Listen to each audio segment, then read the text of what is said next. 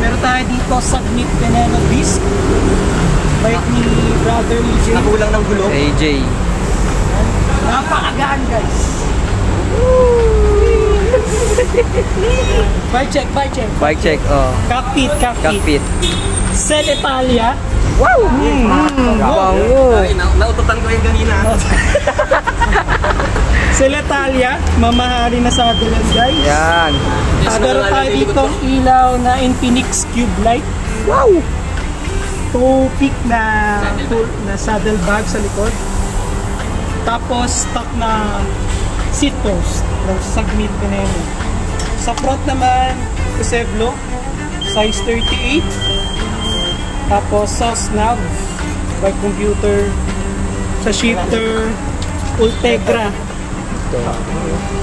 Then, sa bar tape, ano yung bar tape mo? Sear. Sear. Then, ito may protection guys. May protection. Tapos, ang cable niya palabas dito, papasok dito sa frame. Sa, ayun. Ano size na ito ulit? 48. Size 48. Crankside, crankside. Crankside tayo, crankside. Grabe yun. Wow. Crankside, yan. Sa crankside, dito muna tayo sa harap. Sa harap muna. Yan, ito yung fork niya, Submit. Makita yun, sobrang laki ng clearance niyan guys. Kasha. Pero Umahin mo tayo pa to. Wala tayo. So wheelset, Elite. 50 mm. ito yung likod. Ito yung likod. Gagawa. Check natin. Carbon. Tapos sa gulo, meron tayong Bulin. Tutunog ko sa TRP. Wow! Bulin. Bulin yan guys, Bulin. Grand Sport Race yung gulong nyo guys. Continental Grand Sport Race. Sa rotors nya, yan yung rotors nya. Sa brake calipers, TRP. Napaka-pogi na TRP na yan. Cable actuated pero hydraulic yung piston. Yan ang Tapos dito tutok na dito. Hydraulic yan guys. Shining, shimmering, no? TRP.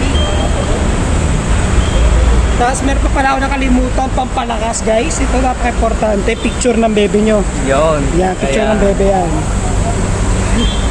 Okay, balik tayo. Lower. Crankside, meron tayo dito Ultegra.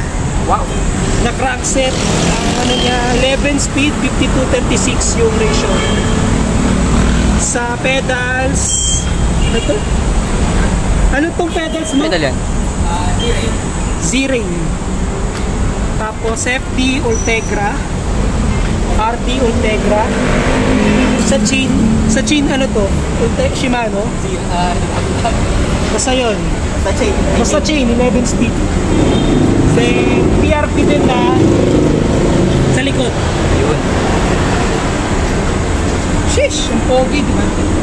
Yan guys. Sound check. Ha? Sound check. Atras. Diba? Yun niya.